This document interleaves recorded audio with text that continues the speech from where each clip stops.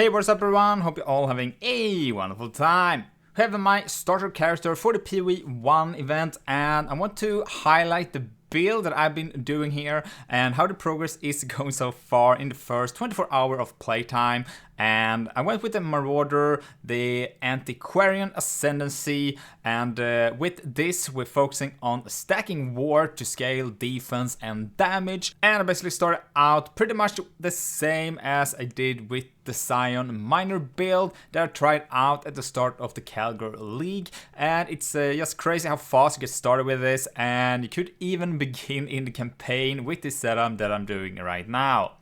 Now, do keep in mind that this is not going to be a complete build, and I'm going to try and get some more items before really diving into a full build guide of this. But if you're interested, you can check out the Ward Stacking Miner build, which basically covers everything you need to know. But I go over what I've done so far, and we take it from there. And you can check out that video, will be in the description. So let's take a look on our character right now. We had 20 hours, 55 minutes, so a little bit less than 1 day playtime. That's going to be included with leveling and everything. And I managed to get to 86 right now. I figured that was a good place to do this showcase. But yeah, so what makes this build so strong is combining these unique gloves here, Night Grip, which will give you chaos damage equal to 10% of your ward. Now, with the Ascendancy that you get with the Antiquarian here, the first one that you want to go for is going to be this one, the Calgary Armor. You gain ward instead of 50% of armor and evasion rating from equipped body armor. And you can also go with Indra Stand, which do basically the same, and these two do stack, so we now get full value of our body armor, which is just crazy. And yeah, it's just very easy and quite cheap to get started.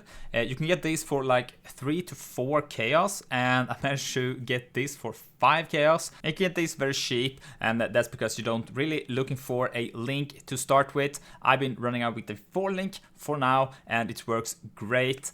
But to start with, going for something like this. What you want is a chest piece, a good chest piece with armor and evasion on it, and you want to get the Night Grip gloves, and that's basically all you need to go to get started. And with this, of course, the first Ascendancy to start this setup.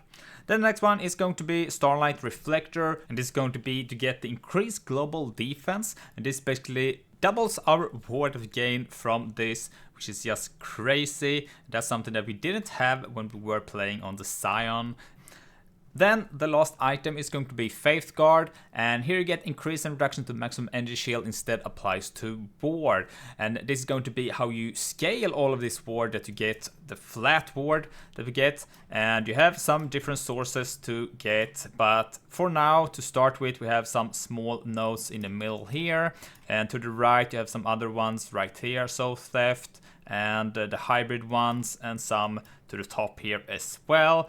Nothing crazy to start with, but this is something that you can scale insanely much later on, and that's going to be to including in the Scion area here, which I probably will try and do later on, but it's gonna be a little bit expensive right now at the start, and hopefully we can do that later on. Also show that in the video if you like to check it out. But that's how you scale your ward basically. And just to like compare, we are at 23k almost right now, and that's almost the same as I was on the Scion, fully like invested. So yeah, that's just insane basically. And the armor piece here, you can go even more, right? You can get more armor, evasion. I think something like 8k in total is doable. And yeah, the numbers is just going to be insane for this, and I'm looking forward to trying it out. Now we're using a power siphon, and that's something that I've been playing out before with, and I really like this. You can also scale a lot crit with this setup, and so you don't really need to do power siphon. You can do basically any attack base skill for this setup. You get the flat chaos damage and you scale that. But yeah, Power Siphon is really strong. You cast out your mines, you convert the Power Siphon to mines, and the mines will auto-target for you, which makes it really easy to clear. And you can basically just shoot out mines while moving, and it will instantly kill everything basically for you. Now, overall, the gear that we are using here, it's not expensive at all. I have not been investing a lot of currency right now as I haven't had time yet, but we are around like 40 chaos invested at the moment with everything. And yeah, let's start just with the wand. You want to go for spell damage, and that's going to be for Power Siphon here. Increasing reduction to spell damage, also apply to attack damage from this with 150% of the value. So all the increased spell damage get to attack damage instead. Very important to note here that Power Siphon is an attack, not a spell. But yeah, that's how you scale the damage, as you get so much flat damage, right? You have we have at the moment almost 34k chaos damage. Yes, crazy. But yeah, you get increased spell damage. And with this wand, you also want to get attacks with this weapon penetrate chaos resist. And the reason why we're using a hunter's base here is that you actually get a hunter hybrid modifier, which give you a little bit extra penetration. I think it's up to 6% extra, and then you can get that hybrid mod and also this craft mod as well, which is what you want to aim for. Other than that, you really want to get like crit chance to increase the base crit of your weapon, because that's how you're going to scale the base crit for the skill or the attack basically. Now the rest of the gear, nothing crazy. You went to use just all attributes, maximum energy shield, life, resist. Got some mine throw here as well. And the anoint on the amulet here is just temporarily, as the mountains give us our block cap that we need, and we also get the 3 to maximum chance to block, and it's not too expensive anoint really. It's around 15 chaos at the moment, so that's just something that I went with for now. The ring, nothing crazy. Attributes and resist is what you want to aim for if you are looking on stats, and the other ones we went over. Managed to find these ones. These are actually pretty insane, and I only paid 5 chaos for those. And of course you want as much ward as you can, get some movement speed and resist here. Now for the shield here, I just went with chance to block spell damage. That's to make ourselves capped. Went with some chaos resist and also chance to avoid elemental ailments here. Trying to get immunity to that as well. And yeah, some extra chaos resist as well. But the block here is the important one. And we managed to get ourselves to block cap with both attacks and spell damage. And the reason for why block is so important with this build is because we are using ward, right? So when you take enough damage, the ward will break, and then you have a ward restoration time. I'm at 0.8 second now, and you can get this a little bit further down, I think like 0.6. But yeah, with block, you block all damage basically, so this just helps keeping our ward up all of the time, or most of the time I would say.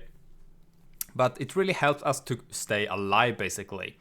And something that you are vulnerable to is going to be damage over time and stuff like that. So do keep an eye out for that, like degen on the ground and stuff like that. And that's why you want to invest a little bit in health, because it do go through that ward basically, and you can't block it as well. Now, how do we get block chance? So this is going to be the next step here. Lion's Shield, really nice to have, and that's what you want to aim for your 4th ascendancy. You gain 50% chance to block from equipped shield instead of shield's value. So this basically makes it doesn't matter what your chance to block is on your shield, you will get 50% whatever you have. So that's how you get so much attack block basically. And I managed to get some extra here. Sanctuary, we have some block over here, and also went with these nodes right here to get ourselves to attack block cap. Also went with the mastery for the plus 2%, and I mentioned as the mountain our anoint. We get 12% chance to block attack damage here as well, with the 3% to maximum chance to block. So that's how we get that. Now for chance to block spell damage. We have a wheel right here, and also this wheel right here. And that's basically going to be it. We're also using a buff, Tempest Shield. This is where we get our remaining chance to block spell damage, 25%, which is just huge, and wouldn't play without it. Now if you look at the rest on the... Now we take a look on the rest of the passive tree here. We are picking up all of these here with the block right here. And also Iron Wheel here. Makes its strength bonus, also applies to spell damage. We do have a decent amount of strength, so this really helps out to scale all that flat damage. We have this mine wheel here, that's going to be to get some throw speed for your mines. We are using this wheel here as well for your mines. It basically gives us crit chance and damage, crit multiplier. For the mine mastery, we have each mine apply 2% increased damage. So more damage for this. We went over those. Maximum power charges is nice. Frenzy is also nice. Frenzy is just more damage, and power charge as well. And you also get, like, from your charge mines, you get extra crit chance from your power charges here, and also mine throw speed per frenzy. So you do benefit extra from having your power and frenzy charges, basically. And also we have this wheel right here that's going to be to do more damage with your wands. And we have some big ones here. You get extra 1 damage per power charge. We have 5 at the moment for total, and you get some crazy crit damage here as well. And then also lastly, wand mastery here. Wands attacks fire 1 additional projectile. You don't need to have that, but it really helps out with your clear, basically, but it won't like double shotgun for extra single target, but it helps a lot with clearing your maps. So it's optional if you want to use it or not. I like to have that on. Power charges, some extra life resist here, and more block, and here you have the extra energy shield to scale ward. And then Heart of Darkness for the penetration to chaos damage and just the chaos damage overall here. And that is going to be the tree, nothing crazy, and we'll improve on this later on. Now a pretty new thing is going to be the third ascendancy that you want to use, and this is going to be Lion's Hair. This makes it so your hits can't be evaded. That's really nice because you don't have to invest in accuracy. But here we get the reduction to dexterity now though. So 50% reduction to dexterity, and that's a pretty huge hit for this build. And the reason why it's huge is because when you are getting these high armor and evasion rating body armors, these do cost quite a bit of attributes to equip. I think it's called a Conquest Lamellar or something like that, which is going to be like the best base that you can get, basically. And those do cost like 170, 180 strength and dexterity, and can be really hard to get to, right? And I'm at 137 right now, so I do have a little bit more to go to hit up to that number. But yeah, dexterity on your rings and amulet is going to be what you want to look for. But yeah, you can also get a mod that I have on this chest, and that's going to be the reduced attributes requirement. And that's going to be huge for this build, and it's going to counter this reduced dexterity, so you don't have to invest that much in dexterity, basically.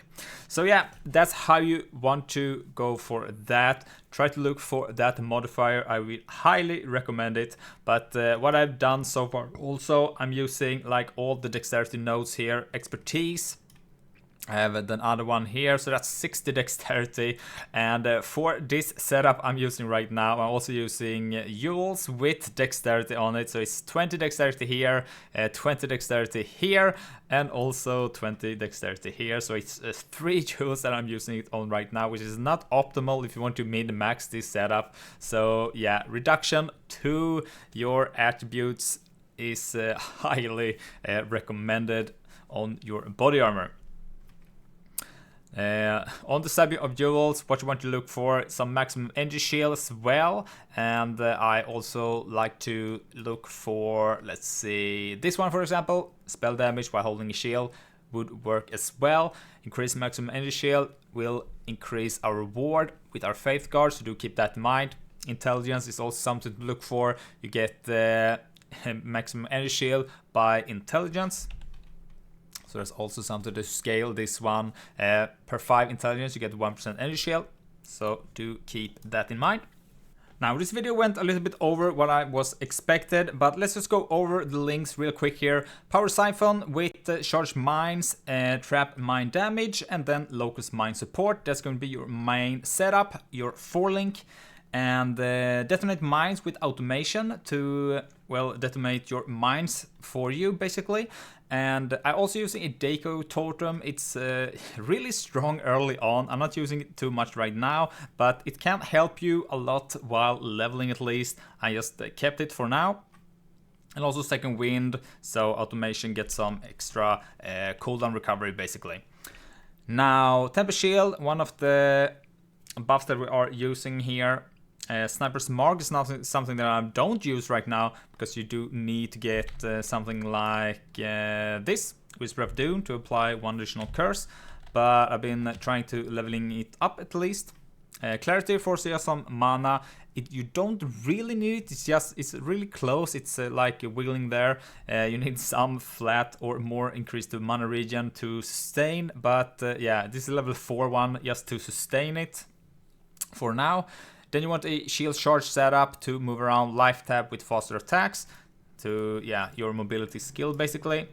And flame dash if you need to go instant somewhere. It's really helpful for bossing, stuff like that. Despair is the curse you want to aim for or use most, and yeah, just the curse enemies have reduced to chaos resist. Self-explanatory here basically. In PV1 it you do more damage, it's not like PV2, so yeah, really nice to use. And lastly, we're using a skitter bots. They apply shield and shock, and you also deal more damage with your mine as well.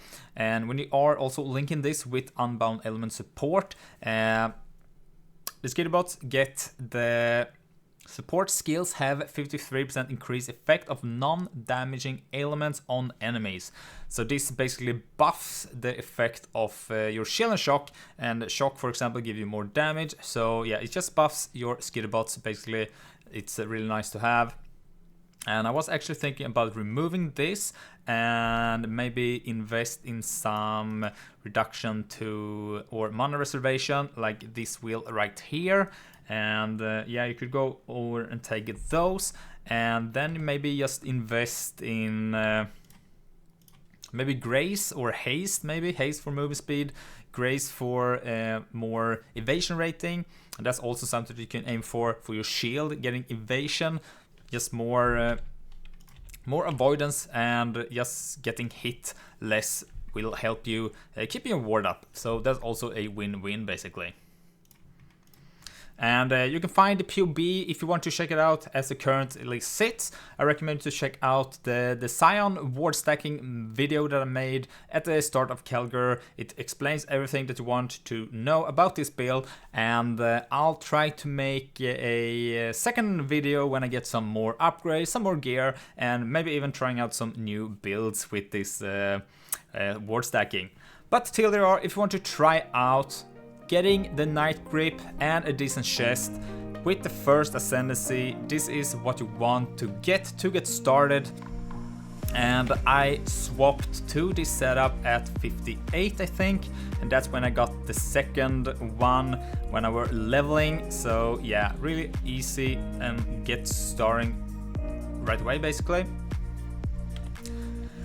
And what I did to level up, I just went with the, let's see, explosive trap I think it's called. Yeah, so I just went with explosive trap all the way to 58, and you can just swap on a Scion or a Shadow basically. You kill Hillock on the first act or act 1, and you can buy those from the vendor and get started on your Marauder. So that's how I did my leveling. Hopefully this helps and makes you want to try out this build for yourself. Thanks for watching. Don't forget to like and subscribe if you found this video helpful. And with that said, I'll see you in the next one. Bye!